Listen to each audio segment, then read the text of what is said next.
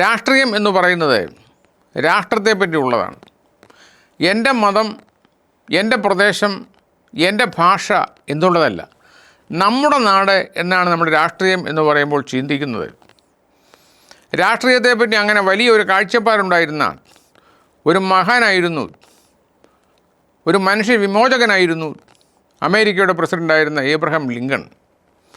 മാനവ സംസ്കാരം ഉള്ള അത്രയും നാൾ അദ്ദേഹത്തെ എന്നുമെന്നും ആൾക്കാരെ ഓർത്തിരിക്കും. സംശുദ്ധമായ രാഷ്ട്രീയത്തിൻ്റെ പര്യായപദമായിരുന്നു ഏബ്രഹാം ലിങ്കൺ എന്ന് പറയുന്ന അമേരിക്കൻ പ്രസിഡൻറ്റ്. ഒരുപക്ഷെ അമേരിക്കയിലെ ഏറ്റവും വലിയ പ്രസിഡൻറ്റ് ഏബ്രഹാം ലിങ്കൺ ആണ് എന്നുള്ള കാര്യത്തിൽ ആർക്കും തർക്കമില്ല. 1809 അമേരിക്കയിലെ കെൻഡക്കി എന്ന് പറയുന്ന സംസ്ഥാനത്തെ ഒരു ഗ്രാമപ്രദേശത്ത് ഏബ്രഹാം ലിങ്കൺ ജനിച്ചത്.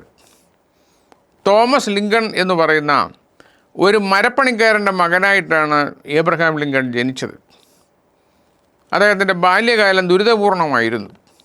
നന്നേ ചെറുപ്പത്തിൽ തന്നെ അദ്ദേഹത്തിൻ്റെ അമ്മ മരിച്ചുപോയി. പിന്നീട് രണ്ടാനമ്മയോടൊപ്പമാണ് അദ്ദേഹം വളർന്നത്. സ്വന്തം അപ്പൻ കുട്ടികളെ പള്ളിക്കൂടത്തിൽപ്പെടുന്നതിന് വിരോധമായിരുന്നുവെങ്കിലും രണ്ടാനമ്മ എല്ലാ കുട്ടികളെയും പഠിപ്പിക്കണമെന്നുള്ള അഭിപ്രായക്കാരിയായിരുന്നു. അങ്ങനെ ഏബ്രഹാം ലിങ്കൺ പള്ളിക്കൂടത്തിൽ ചേർന്നു. തൻ്റെ പഠനം പൂർത്തിയാക്കിയതിന് ശേഷം ചെറുകിട ജോലികളൊക്കെ അദ്ദേഹം ചെയ്യുകയുണ്ടായി. കുറച്ച് നാളത്തേക്ക് ഒരു ബോട്ടിൽ കയറി സാധനങ്ങൾ അവിടെ എവിടെയും കൊണ്ട് എത്തിക്കുന്ന ജോലിയായിരുന്നു. പിന്നീട് അദ്ദേഹം ഒരു സർവേയറായി, വില്ലേജ് പോസ്റ്റ് മാസ്റ്ററായി, അങ്ങനെ പല നിലകളിലെ സേവനമനുഷ്ഠിച്ചതിന് ശേഷം ഒരു ചെറുകിട ലോയറായി അദ്ദേഹം തീരുകയുണ്ടായി. ആ സമയത്താണ് അദ്ദേഹം രാഷ്ട്രീയത്തിൽ താല്പര്യം പ്രകടിപ്പിച്ചത്. അദ്ദേഹത്തെ പൊതുജീവിതത്തിൽ ഇറങ്ങിയപ്പോൾ ധാരാളം തോൽവികൾ നേരിടുകയുണ്ടായി. അദ്ദേഹത്തിന് ധാരാളം പരാജയങ്ങൾ നേരിടുകയുണ്ടായി. ധാരാളം ആളുകൾ അദ്ദേഹത്തെ ആക്ഷേപിക്കുകയുണ്ടായി. എങ്കിലും അദ്ദേഹം എപ്പോഴും ഒരു തികഞ്ഞ ദൈവവിശ്വാസിയായിരുന്നു. ദൈവത്തിൽ വിശ്വസിച്ചുകൊണ്ട് മുന്നേറി തൻ്റെ വിജയകിരീടം ഉറപ്പിച്ച ഒരാളായിരുന്നു ഏബ്രഹാം ലിങ്കൺ. ഏബ്രഹാം ലിങ്കണെ പറ്റി പറയുമ്പോഴേ അദ്ദേഹത്തിൻ്റെ പ്രസംഗങ്ങൾ വളരെ പ്രസിദ്ധമാണ്. 1860 അദ്ദേഹം അമേരിക്കയുടെ പ്രസിഡൻ്റായത്. അതിനു മുൻപ് അദ്ദേഹം ധാരാളം പരാജയങ്ങൾ നിയമസഭയിലേക്കും വൈസ് പ്രസിഡൻ്റായിട്ടും സെനറ്റിലേക്കുമൊക്കെ പല പ്രാവശ്യം പരാജയപ്പെട്ടു. എങ്കിലും 1860 അദ്ദേഹം അമേരിക്കയുടെ പ്രസിഡൻ്റായി. അമേരിക്കയുടെ പ്രസിഡൻ്റായെങ്കിൽ പോലും അദ്ദേഹത്തെ കാത്തിരുന്നത് വലിയൊരു ടാസ്ക്കായിരുന്നു, വലിയൊരു ചുമതലയായിരുന്നു. തൻ്റെ യാത്രയ്ക്കിടയിൽ അദ്ദേഹം പലപ്പോഴും അമേരിക്കയിലെ അടിമകളെ നേരിടുന്ന ബുദ്ധിമുട്ടുകൾ മനസ്സിലാക്കിയിട്ടുണ്ടായിരുന്നു. അന്നേ അദ്ദേഹം മനസ്സിൽ കുറിച്ചു അമേരിക്കയിലെ അടിമത്തം അവസാനിപ്പിക്കണമെന്ന്. അങ്ങനെ 1863 അമേരിക്കയിലെ ആഭ്യന്തര യുദ്ധമുണ്ടായി. അമേരിക്കയിലെ സിവിൽ വാർ ഉണ്ടായി. അതിലേറ്റവും പ്രധാനപ്പെട്ട പ്രശ്നമെന്ന് പറയുന്നത് അടിമത്തമായിരുന്നു. അമേരിക്കയിലെ തന്നെ തെക്കൻ സംസ്ഥാനങ്ങളിൽ ധാരാളം അടിമകളുണ്ടായിരുന്നു. വടക്കൻ സംസ്ഥാനങ്ങൾ തെക്കൻ സംസ്ഥാനങ്ങളെ ഈ കാര്യത്തിൽ എതിർത്തിരുന്നു. അങ്ങനെ ആഭ്യന്തര യുദ്ധമുണ്ടായി. ഇത് ലിങ്കണിൻ്റെ ചുമതലയായിരുന്നു, അമേരിക്കയെ ഒന്നിച്ചു നിർത്തുക എന്നുള്ളത്. പക്ഷേ ലിങ്കൺ തന്നെ പറയുകയുണ്ടായി, ദൈവം തന്നതുപോലുള്ളൊരു യുദ്ധമാണിത്. നമുക്കാർക്ക് യുദ്ധം ഇഷ്ടമില്ലെങ്കിലും ഒരനീതി അവസാനിപ്പിക്കാനുള്ള ഒരവസരമാണ് യുദ്ധമെന്ന് അദ്ദേഹം പറഞ്ഞു. അങ്ങനെ അദ്ദേഹം ആഭ്യന്തര യുദ്ധത്തിൽ അമേരിക്ക വിജയത്തിലേക്ക് നയിച്ചു. രണ്ടായി തീരേണ്ട അമേരിക്കയെ അദ്ദേഹം ഒന്നായി തന്നെ നിലനിർത്തി. അങ്ങനെ 1865 തൻ്റെ രണ്ടാം വരവിൽ അമേരിക്കയുടെ 13ാമത്തെ ഭരണഘടനാ ഭേദഗതി വഴി അദ്ദേഹം അടിമത്തം നിർത്തലാക്കി.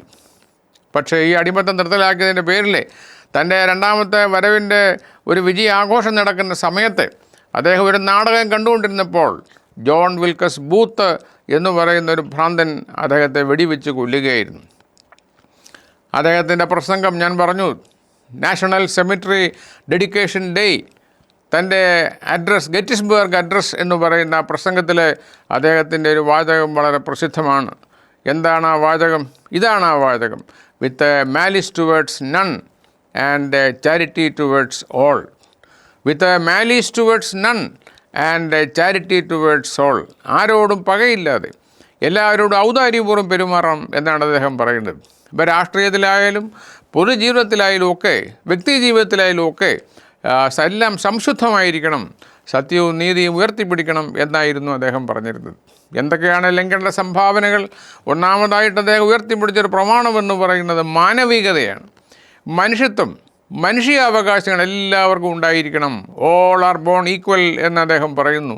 അമേരിക്കൻ ഭരണഘടന ഉണ്ടാക്കിയതിന് മുമ്പ് അമേരിക്കയിലെ പുറപ്പെടുവിച്ച ഡിക്ലറേഷൻ ഓഫ് ഇൻഡിപെൻഡൻസ് എന്ന് പറയുന്ന ആ പ്രമാണത്തിൽ ഈ ഒരു വാചകമുണ്ട്, ഓൾ ആർ ബോൺ ഈക്വൽസ്.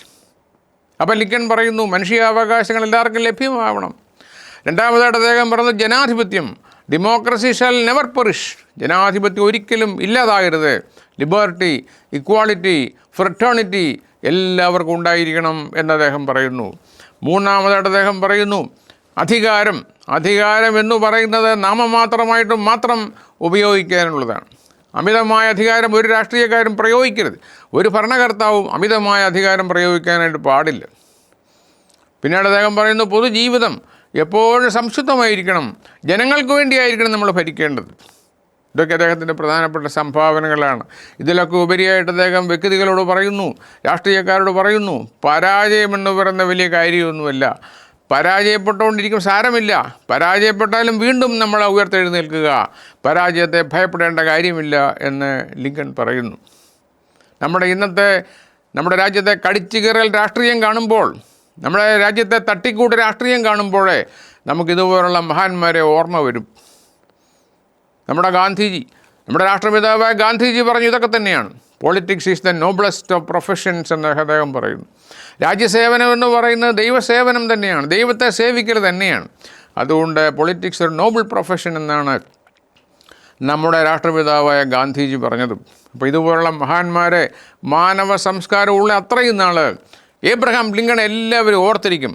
ഒരു രാജ്യതന്ത്രജ്ഞൻ, ഒരു പ്രഭാഷകൻ, ഒരു മനുഷ്യ വിമോചകൻ എന്നുള്ള നിലയിലൊക്കെ അദ്ദേഹത്തിൻ്റെ പേര് എല്ലാവരും ഓർത്തിരിക്കും എന്നുള്ള കാര്യത്തിൽ യാതൊരു സംശയവുമില്ല.